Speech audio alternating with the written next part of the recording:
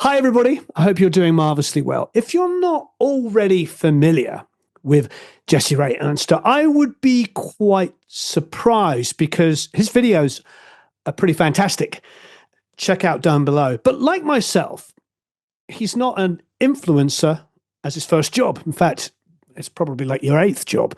He's actually a world class producer, engineer, and mixer, one of the best in the business. And he and I connected about 5 or 6 years ago and actually did an interview at the old Spitfire in Laurel Canyon. And then about 6 months later, it was all COVID time. And we were going to put the video out. And he's like, don't put it out. All these great things are happening. And I've just got this new album and I just did this and that. We should redo it. Anyway, flash forward 5 years' time. Now we're redoing it. How are you, Jesse? You good? We're here. Yeah, I'm good, man. How are you?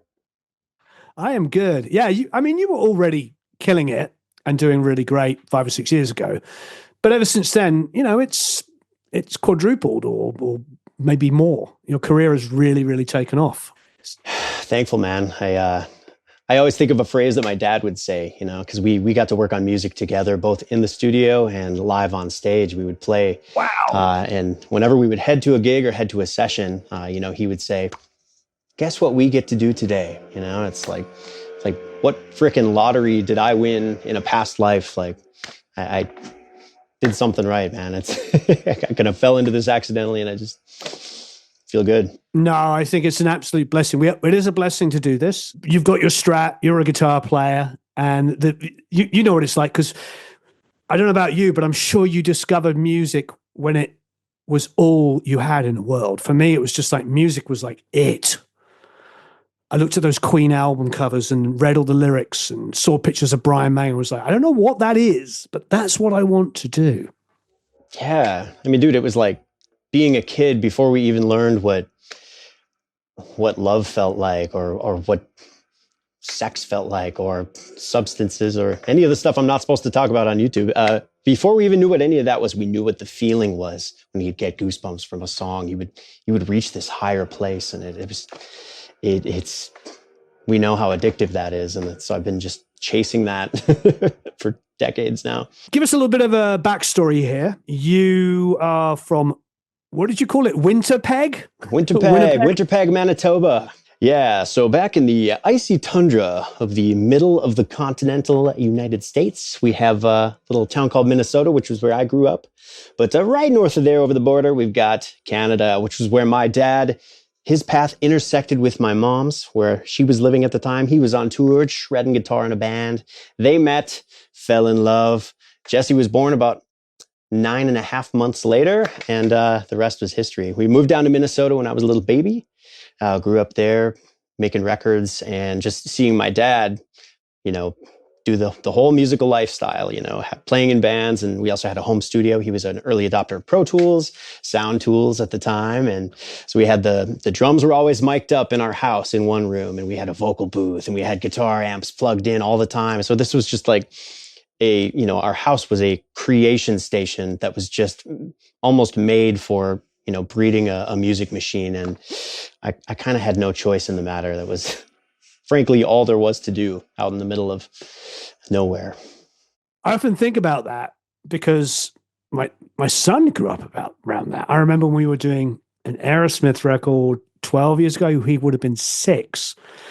And he was playing like with Matchbox Cars with Steven Tyler in his bedroom. And while we were like working on the record, and all these different people were coming over, and because we did a lot of the record at the home studio, and he loves music, but he doesn't want anything to do with it whatsoever. So it's kind of strange that you grew up around it and embraced it, and he's like, Yeah, oh yeah, for sure. I have other friends who came up in a similar situation, where they had parents who were musicians, and some of them even see it very differently. They have a really strong dismay for music, and they dislike it because it was a force that was so powerful that it pulled their parents away from them, and it forced them to be gone and on the road or in the studio 15 hours a day. And it's like, oh man. Well, I was the kid that would sneak into the truck and surprise him when we were halfway to the show, 2 hours away. Like, I came with. I had to be there. You couldn't keep me away from him, man. You've always been and will always continue to be an incredibly positive, uplifting person to be around. You know, I was watching some of your videos the other day, and it resonates with me. The way you review and talk about equipment, and you talk about music, is exactly how I feel. I feel like it's a blessing to do this. I feel like we're in a minority now where we love this, and we're not making a video every week or every other day about how much we hate things. I feel like we're in a minority because we're blessed. We get to make money, make a living doing what we love. It's truly amazing. So give me a little bit of sort of history. So you're growing up in Minnesota. When I met you, you were obviously in LA then, like 6 years ago.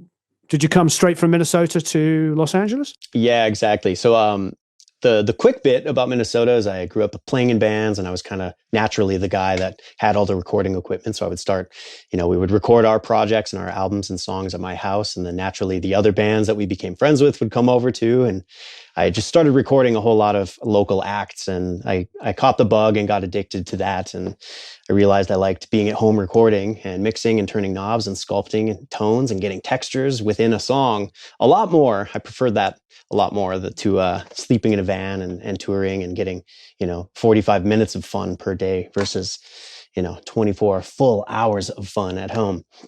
So at some point, I got a gig teaching at this school called Minneapolis Media Institute, which was in the old Flight Time Studios, which was Jimmy Jam and Terry Lewis's joint. And these were amazing Westlake built studios in Minnesota. And unfortunately, after a couple semesters, they brought the wrecking ball to the building, and they got rid of it, and the school closed, and that was it. And I was kind of at a turning point. Like, what am I going to do now? Like, man, there's no industry in Minneapolis. My gig is gone. Like, let's go somewhere else. Let's go to LA. Let's go to where, Was the shadow of Prince over Minneapolis? Was that you're always running into somebody who had worked with him or done something with him? Yeah, 100%. The scene, at least at that time, was to go down to Bunkers, which was in downtown Minneapolis. And this was a club where a band called Dr. Mambo's Combo had a house gig every Sunday and Monday night. And these were all like Prince's old guys from the new power generation, and then some other just really, really badass cats from the Minneapolis area. They would get up there and groove. You got Michael Bland on the drums and Sonny T on bass. And it was just downtown Bill Brown on the B3. It was unstoppable rhythm section and group. And I think that kind of made its way into my brain and injected its way into my musical DNA. And just that foundation and that low end is just, it lives in here now. So was LA a choice business-wise of like, okay, I'm in Minnesota, I've got to go somewhere where there is more going on? Was it as simple as that? Yeah, I had, goals that were very ego driven. I wanted to work on more music and go to where the music was, but I also I wanted plaques and I wanted Grammys, and I wanted to work on big records that just, hit the masses. And it's like, that's where it happens. Like, so we went out, and of all the people in the world that should approve, my mom and dad, who are musicians, they both were like, "Are you crazy? You're going to the desert where every starving musician is where nothing is happening for anybody and everybody's fighting over work." And it's like, yeah, got to do it, man. And came out here, and within a few months, I had this kind of chance encounter with Kanye West.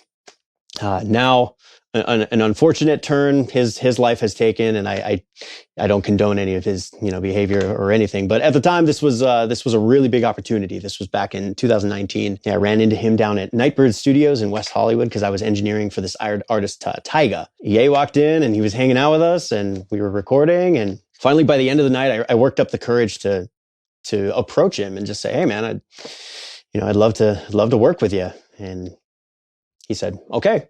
And the next day he flew me out to Chicago, and we recorded there for a few weeks. And then we went to Uganda. We recorded in Africa on the Nile River. We had this outdoor studio overlooking hippos and pumbas and giraffes. And we're literally in a safari desert kind of climate. And it was intense. Yeah. And so came back from that changed my life. I had a discography from him of, 3 different albums, and I was able to pivot into mixing. And then from there I met Burna Boy, and Yeah. 3 albums over what period of time?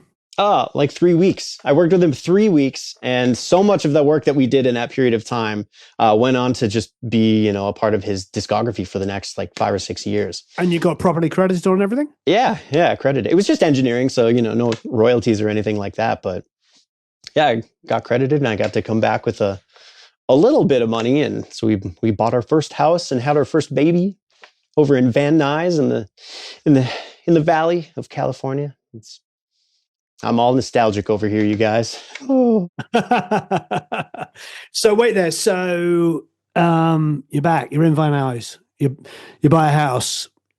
Were you already married, or you got married and had a baby? I got married before the Kanye thing. Yeah. So okay. You're already married. Look at you. We were doing all the responsible stuff. Where did you meet your wife? This is just a personal thing. Did you meet? Yeah, back in Minnesota. I was playing. Oh, so she came out with you. Wow. Yeah. We made the choice together. Incredible. Yeah. I love that. No, I didn't. That for a lot of people watching, that's a big part of the story. Yeah, that's a big part of the story. So massive. You came out. Massive. Yeah.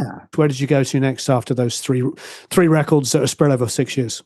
Yeah. Well, after coming back from that experience working with him, I was I was a little bit intimidated from doing any more recording engineering work, at least in the hip hop space. I was like, I don't want to do that. I was feeling that, and I was equally feeling an amount of like, there's nowhere to go from there in the engineering space. Like that was like probably the best gig I would ever have as a recording engineer. I want to do what I love to do. And my goal has been to be a mixer, since I was like much younger. So I thought, well, I've got the catalog now. I can go find a great management team, and we can start to, leverage this work into mixing gigs and position me as a record mixer only, just niche down on that. Even though I can produce and write and record and mix and all the stuff, I just wanted to mix, man. So that's what I've been doing ever since, and it's been really rewarding and fun. And after coming back from those records, what was the kind of first, I hate saying it, break? Meaning, what was the first thing that helped elevate you up as a mixer? Yeah, my manager was A&Ring for Burna Boy, and literally just said, "Hey, I'm going to place you on this album as the mixer for Burna Boy's African Giant." And we got a Grammy nomination from that one. It went really, really tremendously well. The following year, we mixed another album with him that won a Grammy. And then kind of the rest is history from there. We've just finished up, I think, the 6th album I've done with Burna and his team. And it's been an amazing ride because we've gotten to build together. When we started, nobody knew who I was. And in the States, nobody knew who Burna was either. So we've gotten to really grow together. And, to watch him step into fame, like on a completely unfathomable level that I just probably won't ever experience myself. Hey, we get to be involved in the music without having to, worry about walking down the street and getting recognized. Yeah, that's all I want. How did you end up working with Michael Fronte? How did that all come about? Yeah, he reached out to my team because he was just Googling, like, who mixed Burna Boy last? And, being over in Bali a lot of the time, like he listens to music from all over the world, and he really gets into the Afrobeat stuff specifically. And and Last was one of those special mixes where I kind of defined the explosive kind of nature of the low end and really got the transient speaking right. And that one really resonated with people, and that Michael thankfully enjoyed it. So I get to work on his stuff now. And so with Michael, I'm not just mixing too. We're writing and producing records together like we did in Bali. And yeah, he's become a brother, man. Wait, don't you have plugins? Yeah. Plugins. Mixland. Yeah. Tell me about your plugins. Yeah, so this was a COVID pandemic startup. I partnered with a developer, and we just, we were both sitting around with nothing to do. He was learning to code. I was learning how to raise 2 little babies at home, and I was just bored during the pandemic. So we started this plugin company, and our early products were rough, man. It was like an extreme learning curve, but a couple years in, maybe a couple years ago now, we've kind of got it together. We really developed a mission statement, and I feel like we're getting freaking good at it, and we're developing things that I'm like really excited about. So we got a number of products, and we have some partner products we've done with Eric Valentine. We did the Unfair Child, and with Plugin Alliance we did the Back Attack. But yeah, as far as Mixland, it's fun, man. I love it. Totally different side of the business, right? So when I get done, in this mix land, at the end of the day, my brain's a little fried, my ears are shot. I want to switch to, left brain mode, I can get into that and, strategize marketing concepts and work on some, look at my ad spend and read through the analytics. I love the data. The data is so fun to work with and build a company. And the speakers you're sitting in front of, is that what you mix through? What are they? Strauss Electroacoustic from Switzerland. Yes, these are, oh baby, these are some sexy beasts, and they weigh like 500 pounds.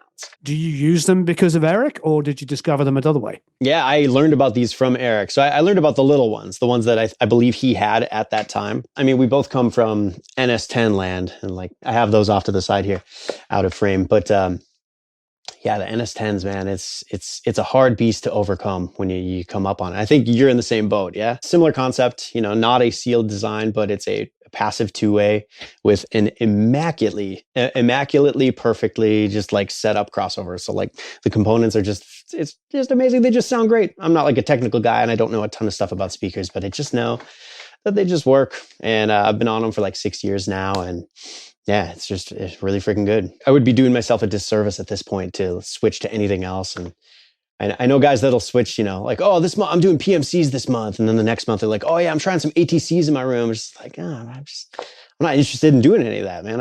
I have something that works so incredibly well for what I do, and I know them. Like, this is great. Like, let me just like focus on the music, because I'm just not into gear, at least currently. I'm just into songs. I want to get goosebumps. I want to send it to the client. I want them to get goosebumps. I want us to become freaking best friends in the universe. So we can keep making music forever. So I can feel just comfy in the space and just feel really fulfilled that I'm doing what I need to be doing on this planet, And then when I get out of work, I can go hang with my family and feel like I'm doing what I need to be doing on the planet with them. And we can share the music together. My girls, I'm going all over the place now, but they're getting into music now. And the girls love the Strauss monitors. We listen to the Wicked soundtrack, Greatest Showman, and The Lion King, and Frozen. They love it. What's up, everybody? Welcome here to the studio. Welcome to Mixland. Happy to have you today. Going to show you all the nerdy stuff, all the inner workings of the dork fest that is my life in this room. Let's start over here. First things first. The rack, a wooden rack, because I'm a kind of a cheapo, kind of a DIY guy. I don't like to spend a lot of money on things. So I made this rack out of plywood. And it's very beat up, and you can see it's nice and saggy. It's getting that just fat bottom girl effect where it's just like, whoa, we got a real plumper over here just sinking down deep. Gravity is not doing us any favors. Maybe if I even push on it from the top.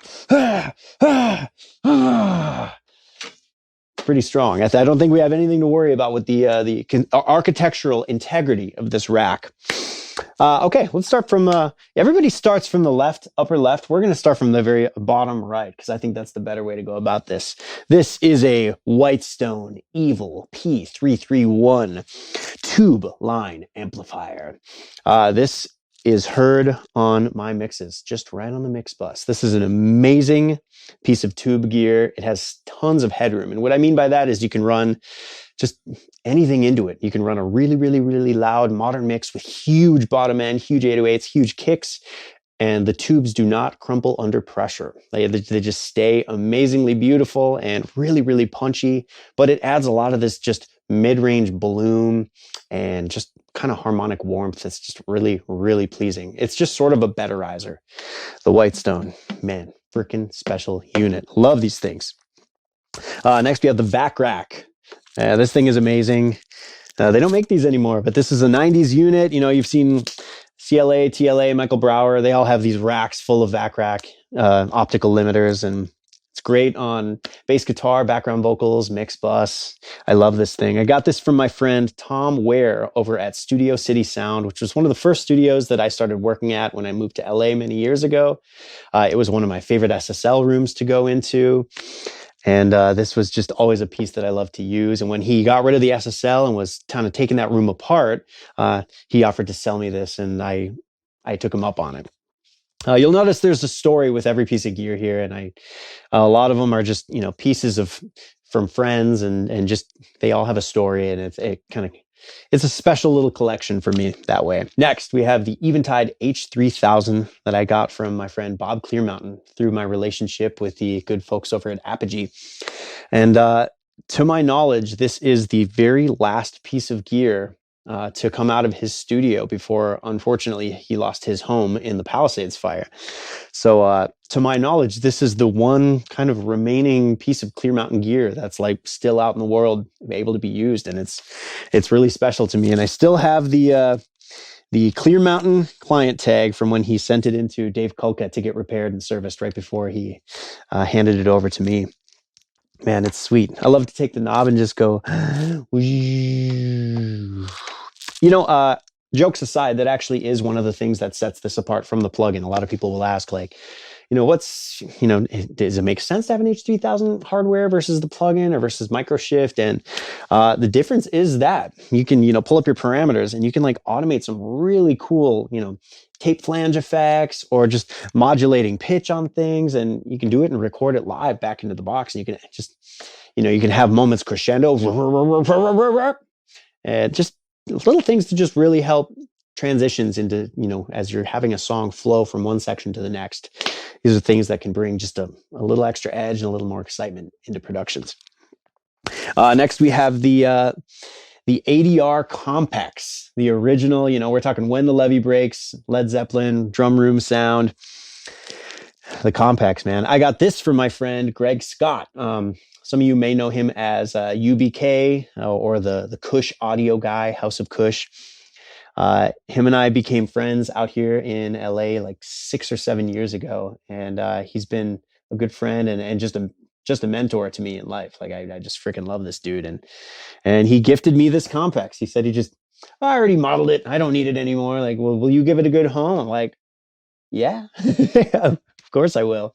And the cool thing I was telling Warren earlier is that, everybody talks about the way that these compress and how they pump, but the most underrated aspect to these Compacts is the way that they clip when you drive the input. Like it's a really specific saturation. Like it's really breaks up quite heavily. Like you get a very crunchy sound to the flavor. So it's just incredible for drums. It's really, really, really good. Next up, we got the Juice Goose. I was Goose Bagels. That was my Xbox Live gamer tag. So naturally, I had a very fine predisposition to just wanting to buy the Juice Goose power conditioners, plus the $30 instead of spending $130 on a Furman. Because none of it makes a difference, my brothers in Christ.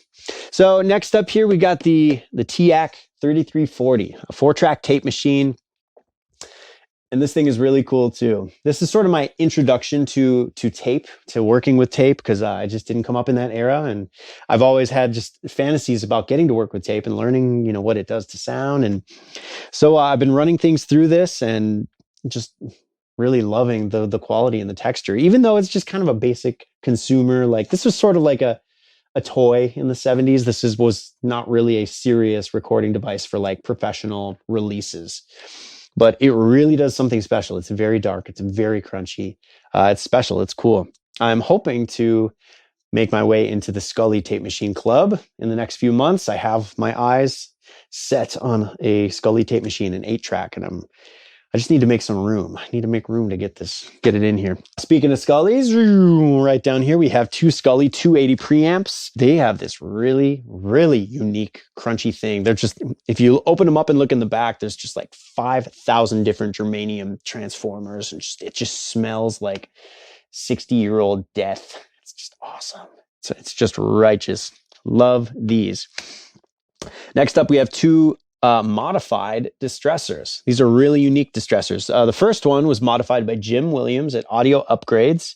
I think he swapped out some op amps and rebuilt the power supply, had it isolated from the signal path. And then Greg Scott, my Kush Audio buddy again, he modified this other one. This was, and he calls it the clean stressor. And that's what these do. The mods make the distressor incredibly clean. So transparent. So like, if you need like some praise and worship acoustic guitars that are just shimmering in the sun, just picking to your heart's content, just like this thing, you go freaking 2-to-1, attack all the way fast, release all the way fast, and then the input up to 10. And if it can't go above 10, you actually take a screwdriver, you take the knob off, turn the knob until it's up to like 100, and then put the knob back on, turn the screw back in. And then you can take a Sharpie and just draw 11. You can draw 11 on there, so it goes to 11. Yeah, these are really cool, really special. 1178, nothing like it. And forever, these were just so underrated. You could find 1178s for $1,500, 16, all the way up to like $1,800. And that's, I scored this thing around that time in the 2010s. And now they're like 4,500. It's like everybody caught on to the fact that these are completely ridiculously cool.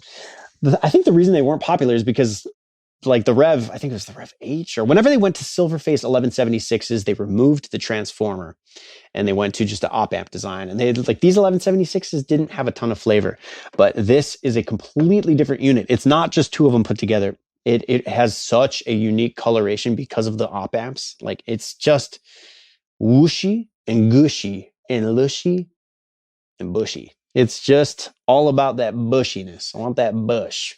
So this thing rules.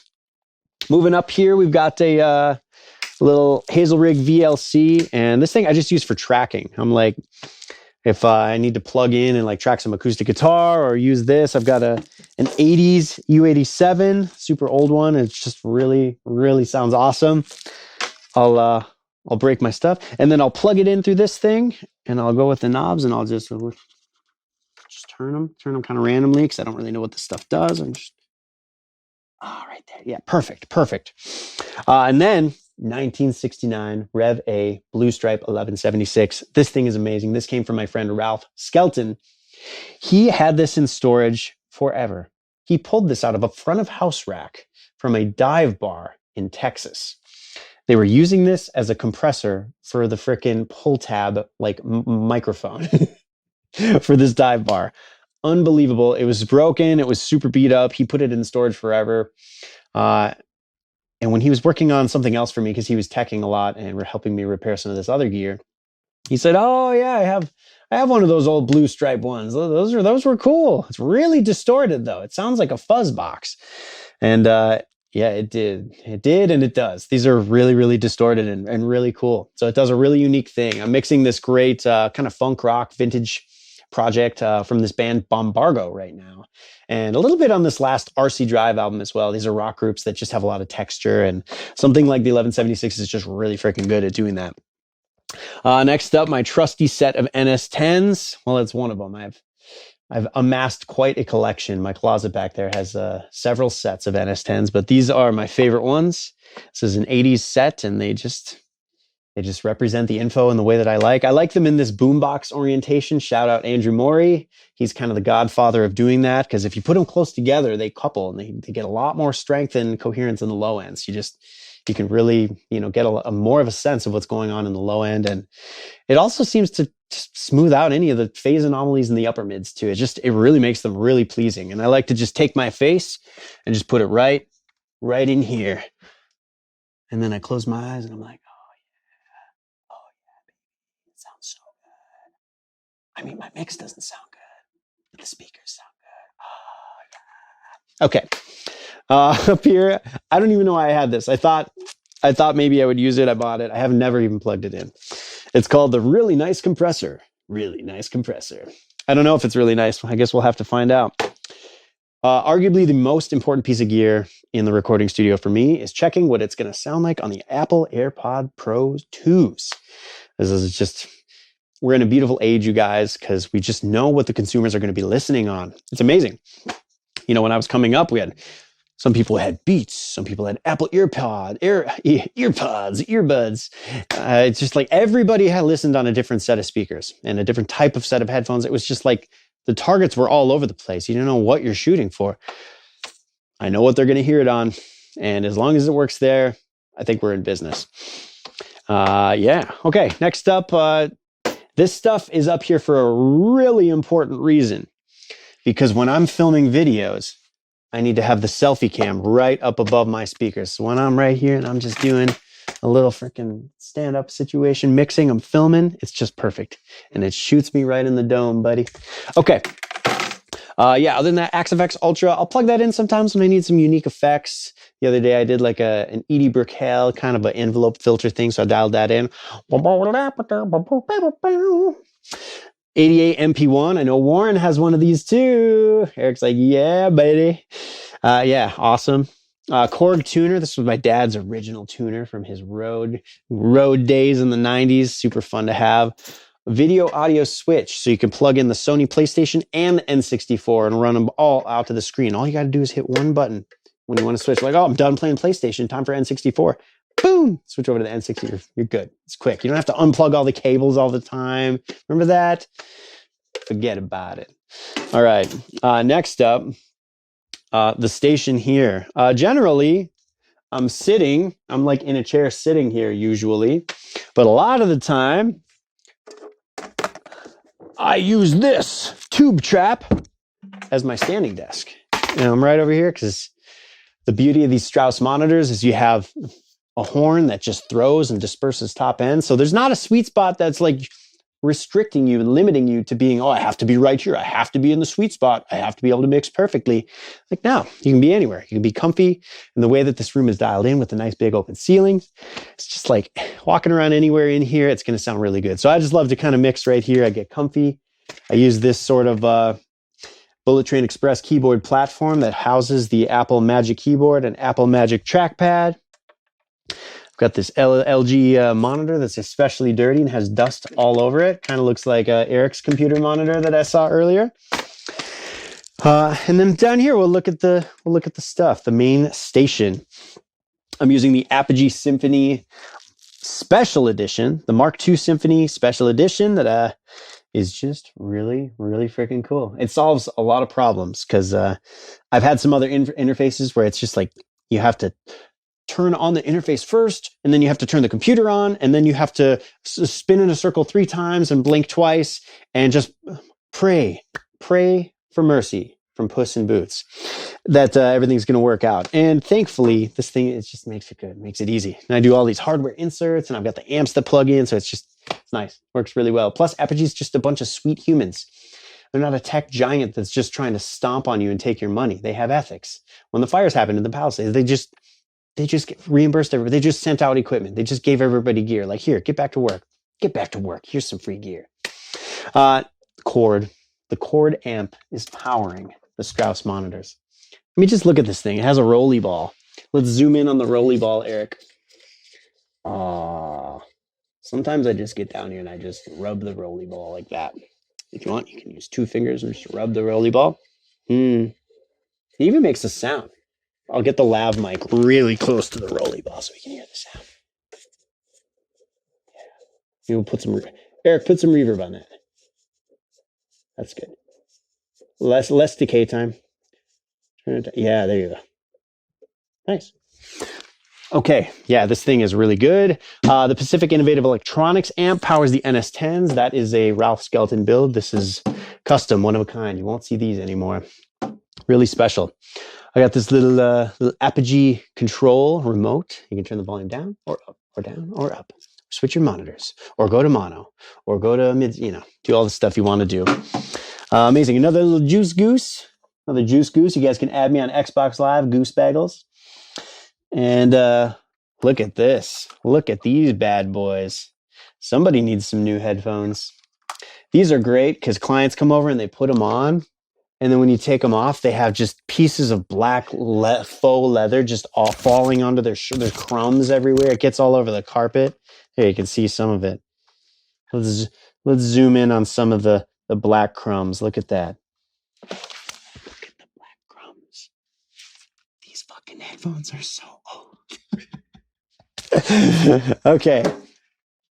Next up, this is a portrait of me that my daughter drew for me. And I haven't framed it yet, but this is going to go up probably right up there. I had a little longer hair when she drew this, but I feel like it really captures the vibe and really just encapsulates what I try to go for when I'm in the studio and my energy. If I'm ever having a bad time, I'm like, no, we got to be more like that guy with his little yellow stick arms and 3 fingers on each hand and 2 teeth, 2 bunny rabbit teeth. Picks. We got picks. Very important. I got to show you these. Oh, yeah. Nothing special. Green Tortex. Yeah, everybody's got that. It's my favorite pick. I got a new favorite, though. Let me show you these bad boys. Oh, let me get a clean one. Oh, yeah. Oh, there's some gunk on it. Hold on. Let's dump these out. Anatomy of sound. Yeah. Okay. Anatomy of sound. You got the little bikini with the little legs. You flip it over.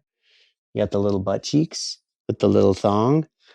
And it feels good because you're kind of feeling like a little butt cheek while you're playing the guitar, which is really pleasing. It's really fun, but it also just helps with the grip. And these have a really soft attack. So you listen to the pluck of like a plastic pick, bright, attacky, a lot of sustain or a lot of transient. And then you listen to this one. It's very soft. It's very pleasing. It's like an extreme difference of almost like tracking with a condenser mic on an acoustic versus tracking like with a really soft ribbon. Like, these are amazing. These are really cool. And, you know, if it's more your style, if you want some darker skin tone, you got that one. You can go with that too. That one's a little thicker too. That's nice. Sweet. Okay, cool. We got some guitars here now. I'm a guitarist as well, and I end up, you know, producing on a lot of the things that I mix, and I also make up a lot of these like product demos for Mixland stuff. So it's just good for me to have the guitars here all the time. This is probably my main go-to axe. This was the one that I got from my dad. It's an old, like an 89 Clapton Strat. It had the lace sensor pickups in there, and I recently took them out. I put in these Sheptone pickups, and these are called Good Enough for Leo. And apparently there's just spec'd to exactly what was in, you know, what Leo Fender threw into the 50s Strats, and that's how they're wound, and they sound like just vintage pre-CBS pickups, man. It's really, really cool.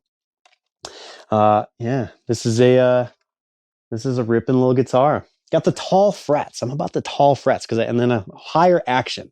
Because I like to be able to dig in. I like to feel my fingers get in under that. I don't like when the fingers are running into the fretboard, hitting the wood. That can really inhibit me having a good time playing guitar. Next, we got this the Telly. The Telly. It's just a 1997. This was just a backline guitar that this guy in Minnesota was using just for backline when artists would come through town on tour. And I bought it for $600 at the time. And then I put in some Lindy Fralin custom wound blues special pickups, which are it's the Brad Paisley sound. So you can really get that spanky banky kind of situation. Just like all that good stuff, the spankiness. Yeah, that's a fun one to use too. Guild. The 1979 Rhode Island handmade Guild acoustic guitar. It's a D50. Oh man, this thing is amazing. It lived under a bed for 25 years. So everything on the inside was rotting. And when I received the guitar, I bought it off of eBay for so cheap, a couple $100. And I received it, and the entire face of the guitar was caved in. So I could still play it technically, but it was just, it didn't sound right. The strings were hitting the frets. It was a disaster. So I went to Hoffman Guitar in Minneapolis, and they rebuilt the entire inside and rebuilt all the posts, and it was just some really amazing woodwork, and it's just a very, very special beast. You can hear the picks in there. I don't know if you guys ever knew this trick, but there is a trick to getting a pick out. You know, you're supposed to flip it upside down, and then you go like this. Get that fucker out of there. And that's how you get the pick out.